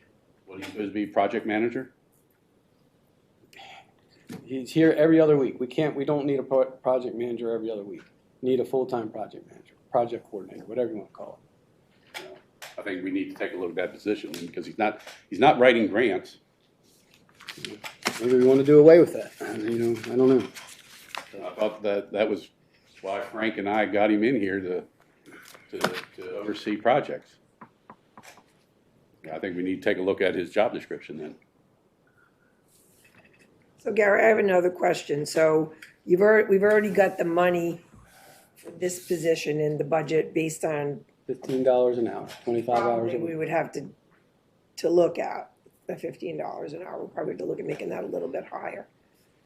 And I know it's not really timing wise with the budget, but do you think there's room for, if we wanted to have a part-time Main Street person or something like that in addition to the receptionist, do you think there's room in the budget for something like that, just off the top of your head? It's too early to tell. When we get into the budget, there's another request that, depending on what you all decide, I don't know. I have to run all the numbers. We're still waiting on some key numbers for the budget, and until we get all that input and everything balanced, and I don't know. Can't answer. I know you were concerned about the $15 an hour, and I think Gary and I were also concerned about that. It is, we know minimum wage. We, in the employee revamp of the handbook, we have added a few extra incentives for part-time. Again, that's coming up, right? And something that gives a little extra than that 15. So maybe some like paid days off or something So like paid that, yeah. holidays was Yeah. another thing that we didn't offer before that we could offer this position and so forth, yes. I mean, it is It's a little nice, incentive. it's a nice, you're in an office, you're not, you're not flipping hamburgers or whatever. Yeah. It's a regular schedule, so that does add something to it. I mean, if you all say you have too much to do, I believe you. So, I support the concept of the position. I think we just need to do a little bit more thinking about it. I don't think, did everybody talk? Gary, I do have a question. So I'm assuming this is in anticipation of a hectic project schedule with the water main and streetscape. Is that right? Among other things, yes. Yeah. Have you? This is kind of. This is new to me in the sense that, and for many of us, because I don't know that we've had a project of this magnitude that affects the main street like this in any time. And this might, you guys correct me. Is this probably the biggest project that we've ever done? Wastewater treatment plant. Yeah. Well, Well, maybe in terms of dollars and cents, but I think in terms of how it affects and the moving parts with the town. Am I on the right track there? Disruptions, yeah. I'm just reading the room a little bit, and I sense a little angst about this, and I certainly think we need to find a way to avoid that because, like Kim said, if you say my experience in managing folks, if I'm seeing it hands-on day to day, I can tell you, I can assess how busy somebody is. From my standpoint, I can't really assess. I'm assuming, I believe you're busy, both of you, and so All of you. yeah, both, yeah, but specifically in this particular case, because we've talked about this before. So, I'm just saying, I think you see something coming and you're trying to avoid. Oh, it's here. So that's why, Plain and simple. I that's the feeling I get. I can't quantify how we put the people in the right places, but I will say this. It has been my experience in managing major projects that sometimes is best. Management used to say, well, let Jim do it. Sometimes you just need a project manager. And I'm okay with doing that if that person's I'm okay with putting a person in that position if we can quantify that person will be utilized throughout the project. My question, though, is what happens after that project is over?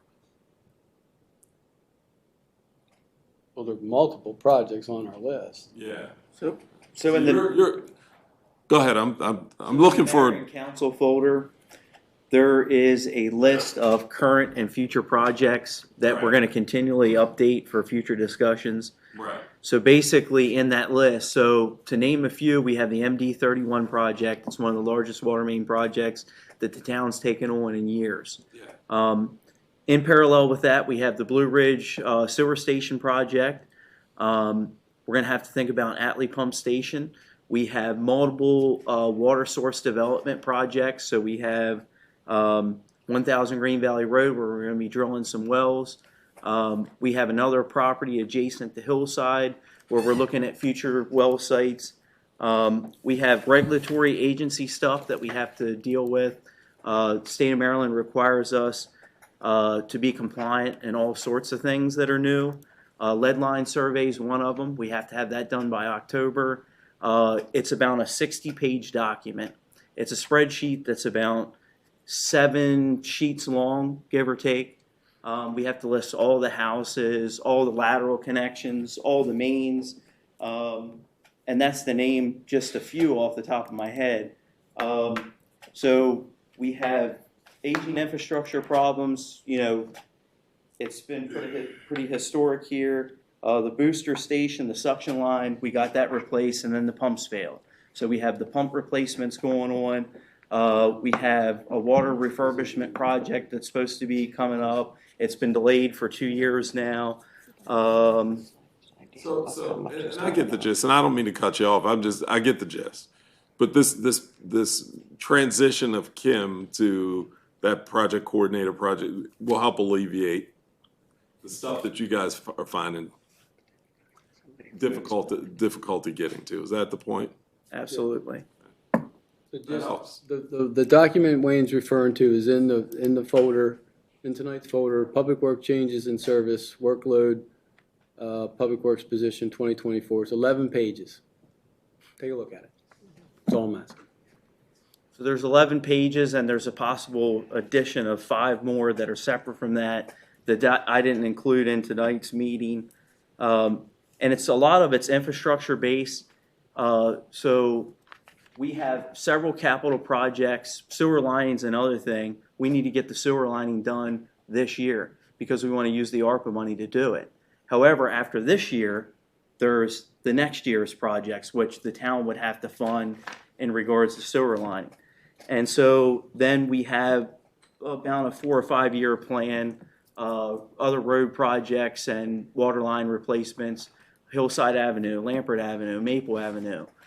So we experience a lot of leaks on Hillside Avenue. There are galvanized connections that need to be replaced there. They're very temperamental. So we have that going.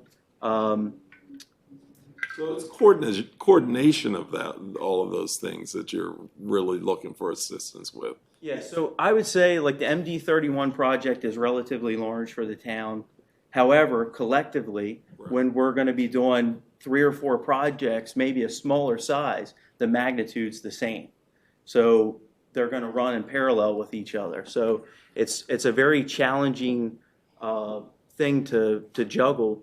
And then all in between of everything that's going on, there's constantly some kind of emergency situation that we have to deal with as well. So added stress from the new subdivision is one thing. 128 more users on the system, and we're making great strides. I don't want to downplay that at all, but there's still a lot of work to be done yet. And this is something utilizing Mike On a part-time basis, I don't see that being very productive.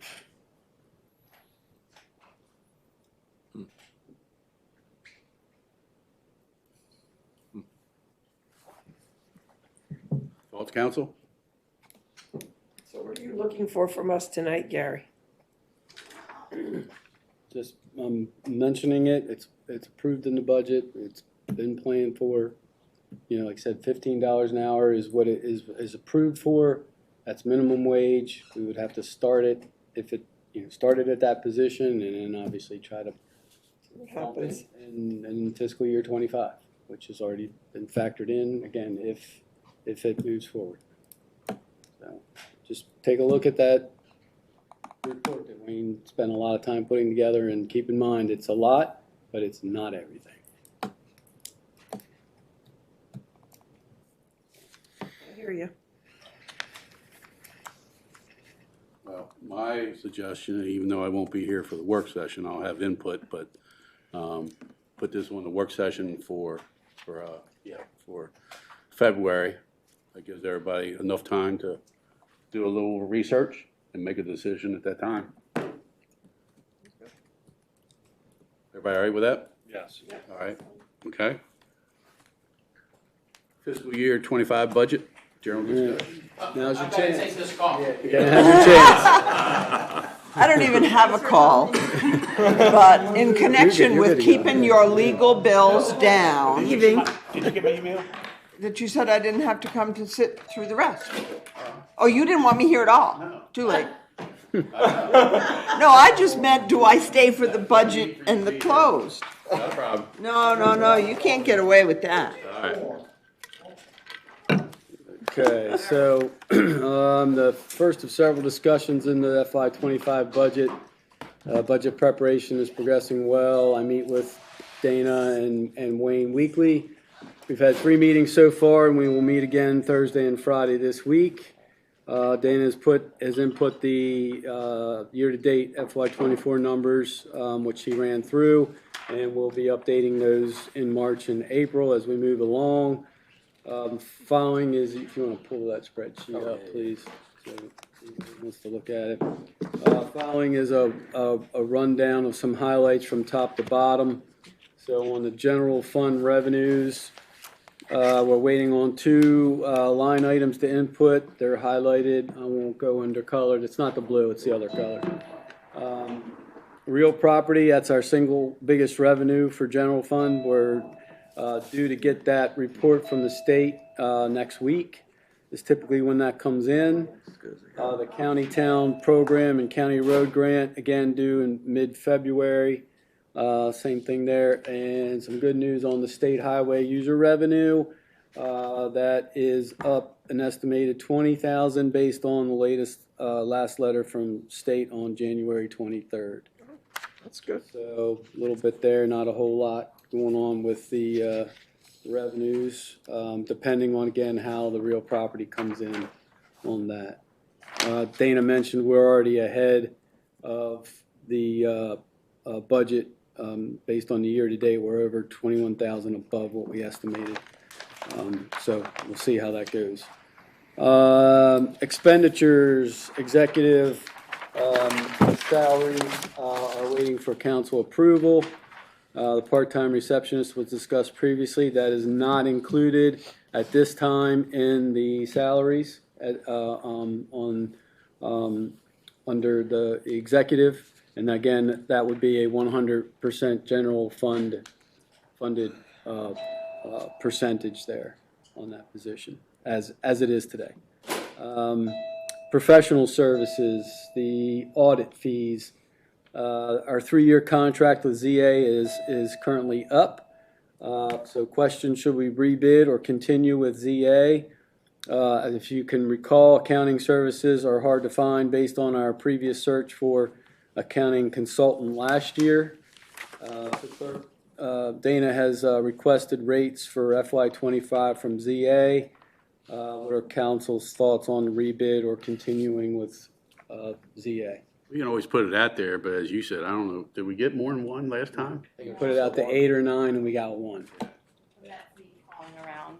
Multiple times, You know, they're going to go up pretty much every year, no matter who you go with.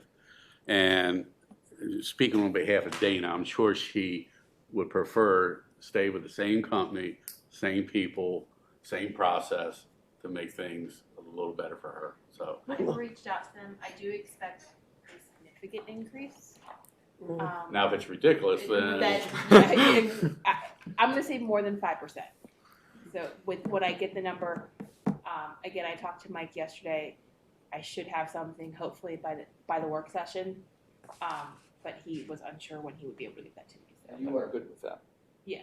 Okay, we have put words in your mouth. You're happy with them and would like to continue in that. It's easy to work with them. I know who's coming. I know what they want. Pretty much they'll have it before. Yeah, it's just, yeah.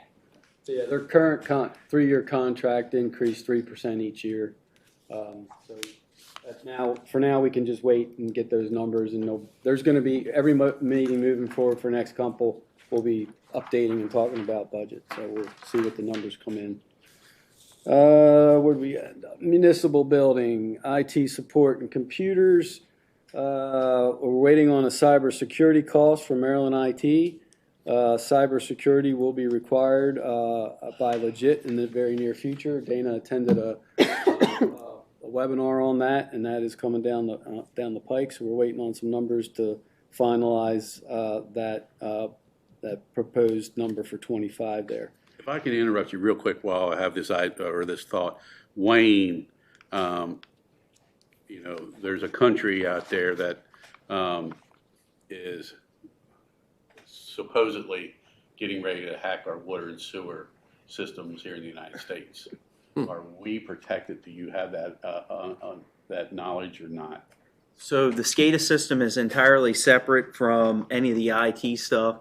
IMAX actually built the servers, everything. They're encrypted. They're protected in more ways than one. There are several firewall protections on them. And then we have an independent VPN network. So I'm not saying it's unhackable, but it's unlikely. Hack whatever, Yes. but we've taken all of our precautions. Yep. I will say with the JIT conference that I attend, it's going to be big focus on water and sewer and the protection of that. So I will say, so they're predicting somewhere in the next fiscal year that we have to be covered. It's not going to be, we have 5 days to get everything covered. It'll be an extended amount of time, but it'll be a strong focus on water and sewer. So once that happens, I'll get with Wayne and IMAX and SCADA, and we'll make sure we're completely covered and secure. Very good. And there are provisions in the SCADA system for tampering.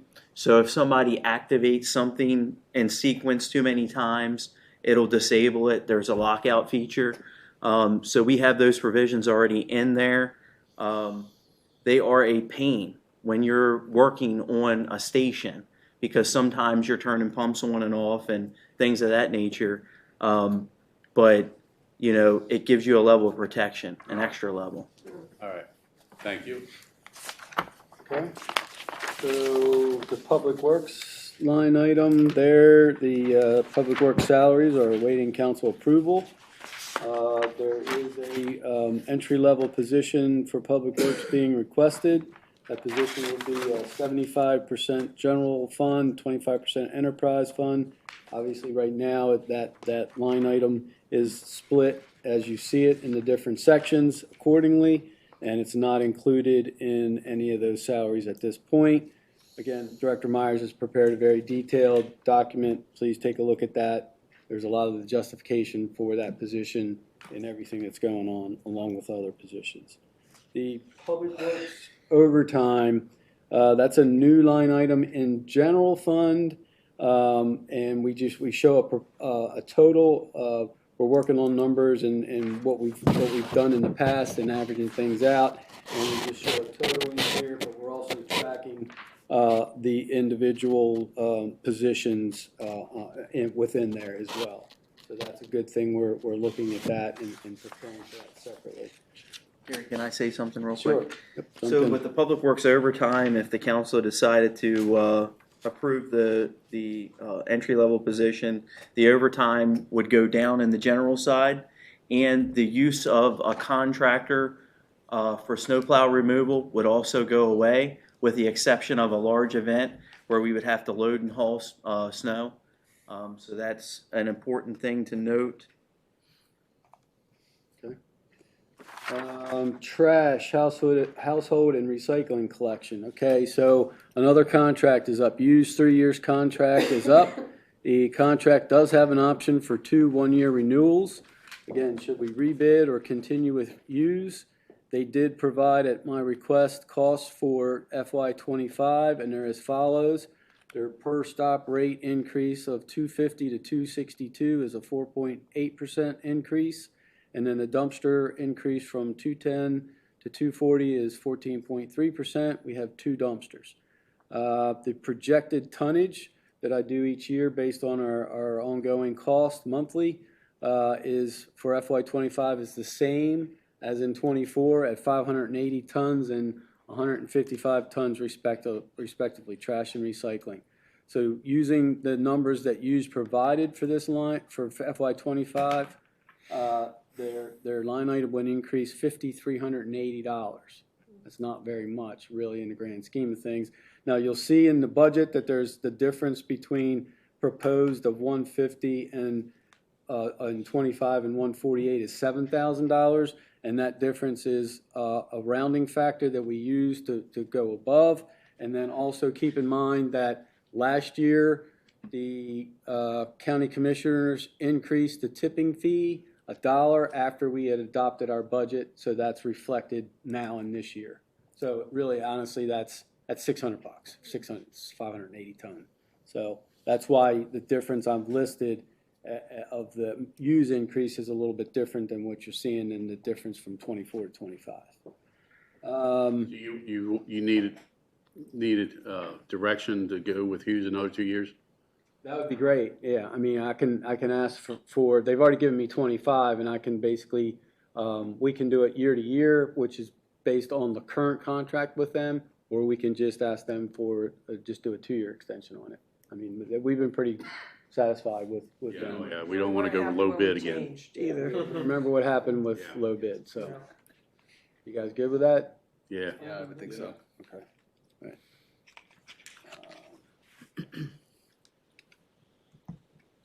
Note down. Okay. I don't think that was too bad of an increase, really.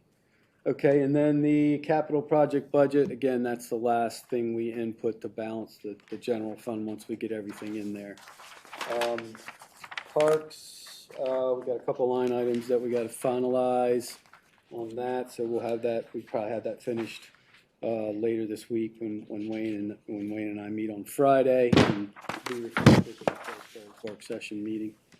Where else? What else we got? Miscellaneous. For healthcare benefit, an increase of $78.50.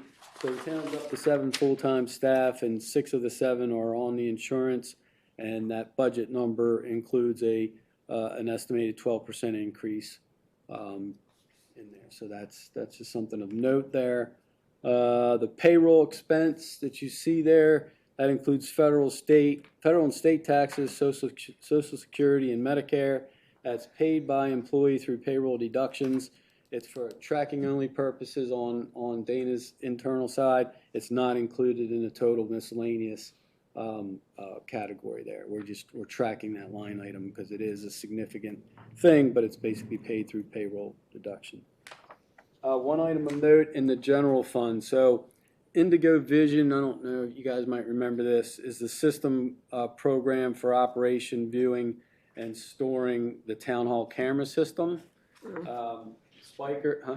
No, I just was, yes. Spiker Security oversees Indigo Vision for the town.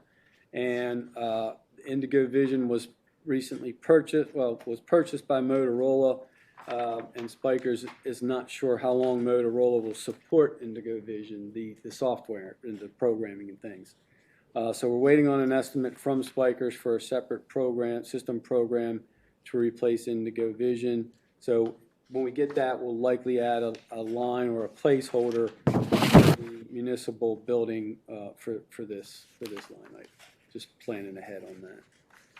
Any questions on general fund before I move on? Kind of piggyback off of Gary a little bit. The retirement plan budget line is an estimate right there. I hopefully come work session, most likely it will be the March, February, the March council meeting. I will have a couple of different options to expand our retirement plan for employees to help retain the good ones and entice more to come in as an extra incentive. So look for that in March, most likely. Just retain the good ones. I mean, just retain the good ones. We only have good ones. That's right. All right, moving on to enterprise fund.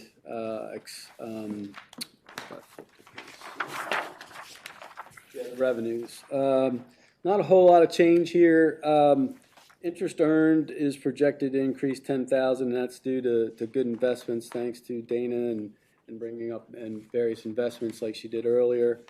We're on good. We're ahead already of what we budgeted last year on our year to date.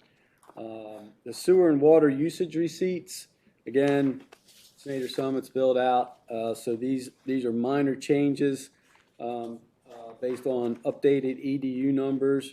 And you'll see that the sewer increase is only $1,247 and the water decreased by $34.15, I think it is. Yeah, $34.15.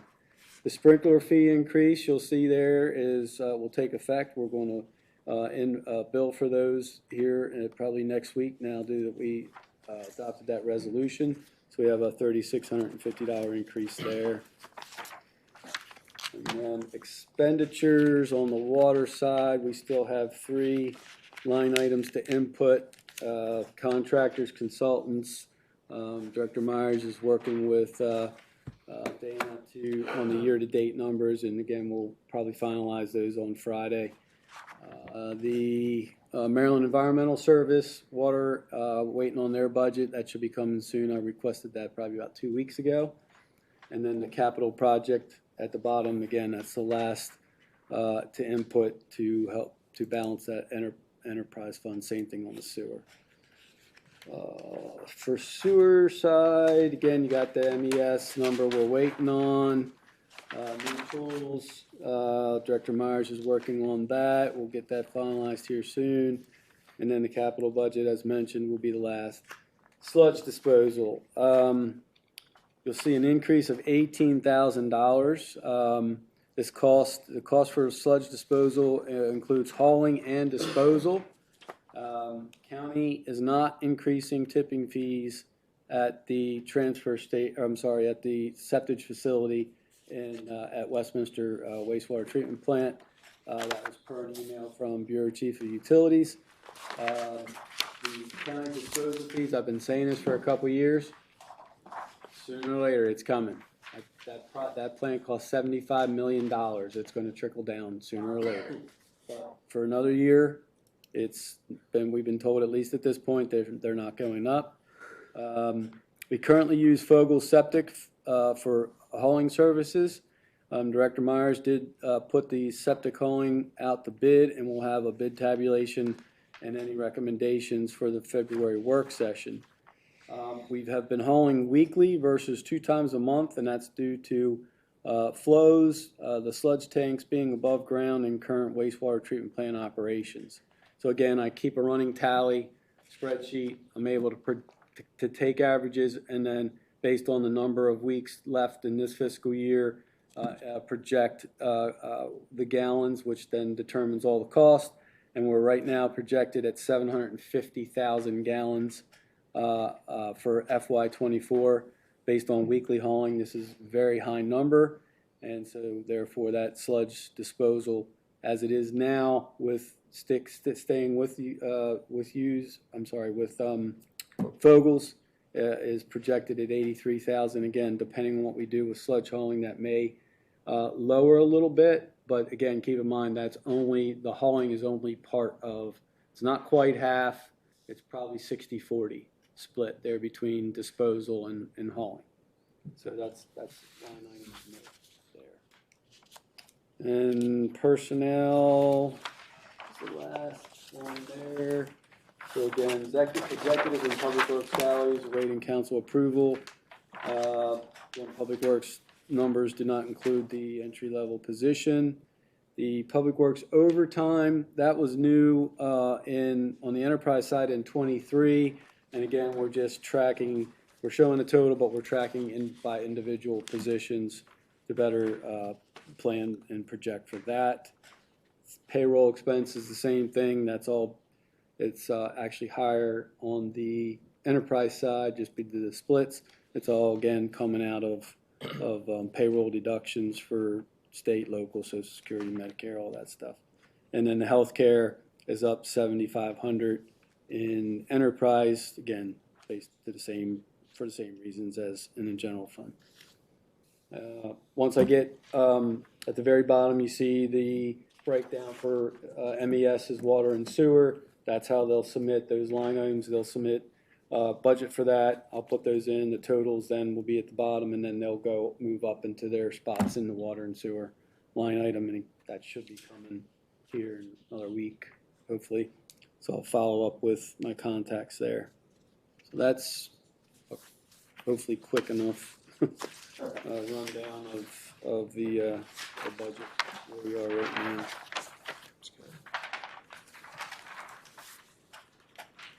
Now, we just have one proposed public works employee, correct? Additional?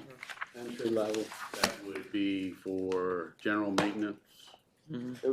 It would be 75% general fund, 25%. That's our minimal breakdown now. Right.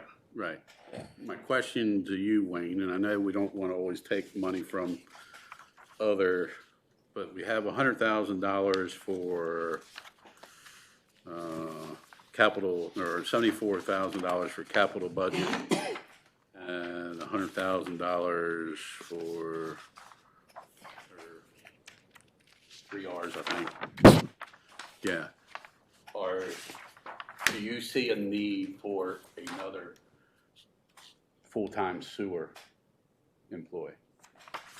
I wouldn't say so at this. Take stress off of you. I wouldn't say so at this time.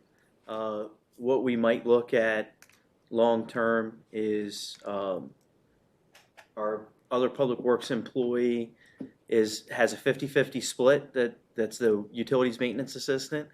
We might look at, maybe changing his split to be more on water sewer, and freeing up the maintenance, or freeing up the for the other position, the entry-level position. So basically, we see a need. As Director of Public Works, I'm still out there. I'm taking down Christmas wreaths, and I'm mowing grass and weed eating and doing all the same activities. See, that's my point. I don't think you should be doing a lot of that. That would eliminate the stress. That's why I'm saying I think we need to look not just at one position, but look at all of our positions to see whether or not we can't make some changes, additions or whatever. We're in good financial shape. So I don't think we should be cutting financial quarters by not allowing for the staffing to be filled that we need. So if I make that clear. I mean, Yeah. but you should not be behind, I know you probably like it, but you should not be behind the street cleaner. That should be public works guys. No, I don't take that away from him. I know, but that to me is not your position. That's not your responsibility. Your responsibility is to oversee all that.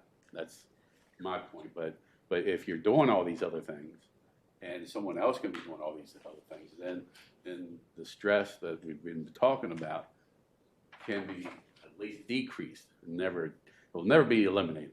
I mean, you're director of public works. Gary's the town manager. The stress will never be eliminated. Let's just face that right now. But if we can make it easier. So what I envision in the Public Works Department is having another entry-level position to alleviate me of those responsibilities and kind of make it so Alan has assistants and he can oversee other Public Works staff to kind of, do the daily maintenance stuff. With all the regulatory requirements that are coming down the road, and the possibility of me being an enforcement agent for the town because of these requirements, I would see that position as being needed relatively soon. And I provided an explanation in the mayor and council folder that's relatively lengthy. However, there's more things that I need to add to it. I'm in the process of getting additional training now. There's going to be backflow device requirements, check valve requirements, requirements that might affect some of our businesses too. And so for me, rather than outsource those kinds of things, I think it would be better for folks to see a familiar face, someone that they're used to seeing and dealing with, and it would be a lot better. I mean, business retention is one of the important things that we like to see. We want to be as business friendly as we can. However, the state, the federal government, there's regulations coming, and they're at our back door. And I think that it's important that we handle that kind of stuff in-house. So I see added responsibilities, like me being relieved from some of the maintenance responsibilities, but additional responsibilities being added to my current position. And it's outlined in that. It's a lot to think about, but we're going to have the talk. All right. I recommend if you guys do review all of it, that we bring in like an HR consultant and really have them comb everything and set it right. Just off the top of my head, it would be a 50-50 split between general and enterprise. We have not used the cost rate study of money. I don't know if we had planned. It was budgeted for 36. I don't know if we plan to do that. That could easily be taken from that line, and we on the enterprise side, and we could do a 50-50 split between contingency and capital budget, and it would set the town where everything is new because we have grown so much in the past couple years. You're saying to do an assessment of our current structure? Do an assessment of the current structure and bring someone that has done this for years and like is an expert at this and help with the job descriptions, help with all those little things. And again, all those documents are going to be living, breathing documents, so they're going to continuously change. But even from when I've been here for almost 2 years now, when I first walked in, I was like, this doesn't make sense. And we've changed them, but they're continuing to change because we continue to grow. So if you guys see to go down that road, I would strongly suggest we bring someone that is an expert in. Check with MML, see if they have anybody, and I'll check with the mayors tomorrow night. Gotcha. See if they've ever gone through Used something like that. anybody, yeah. If anybody's used anybody that they would I recommend, took yeah. I took the HR seminar class for from the college. I can reach out to the person that taught as well and see if she can recommend. So there's insurance requirements too for if, I were to inspect something, I'd have to be certified on different aspects, and so there would be additional insurance responsibilities that the town would have to pay. it's a unique situation. One of the things that we're looking at, and it's mandatory, and it's the MDE regulation, is what's called a cross-connection plan. And so in that particular plan, we've had 10 years to be compliant, and so we're not 100% compliant, and they're in enforcement now. And so that's something that we've kind of let slip through the cracks, and we could potentially get a fine that would be greater than the cost of the position to alleviate me of those responsibilities to focus on the regulatory stuff. MES can't do that? MES cannot do that because it's town infrastructure, and you have to enter into private residences, businesses, and you're a representative of the town. Just to note that we're not the only ones not in compliance. The state failed miserably in enforcing this. This goes back 20 years. Yeah. This cross-connection plan has been on the books for 20 years. They've been telling everybody to do it. They've never enforced it, but apparently push is coming to shove, and it's coming now. Somebody did an audit. Yeah, probably. We got contacted by a lady who works with, I can't remember. Maryland Rural Water, who we've used in the past. Eric Dutchrow. No, but who's Tina Moffat with? HydroCorp, I think yeah. it is. And they are like I wouldn't say national, but they cover several different states and are spearheading this whole thing with the cross connection plan. And then again, I just wanted to point out we're not the only ones. No. Behind the ball on this. Everybody is. All right. Where is, I'm sorry, Wayne, where's your breakdown, your analysis? Because I'm in the mayor and council the folder and I don't see it. Yeah, what is it entitled? Change in services. Is that PW change one? PW change in services. Okay. 43 KV. Under what? You're I'm in not seeing it. Just with all the other documents. Mayor council only under the tonight's meeting. So Tonight's, okay. 1, 2, 3, So this is 4. going to be a fluid document. Yeah, let me see. So what we'll do is, as I continually update that document with relevant information, I ran out of time. It was a lot of typing as it is. I'll email it to the council periodically, just so we can, keep relevant information in there. Kevin? Yeah, I got it. All right. Good update. In good shape. Yeah. Take a look at it. Before you know, what's the schedule to adopt? Introduce and adopt?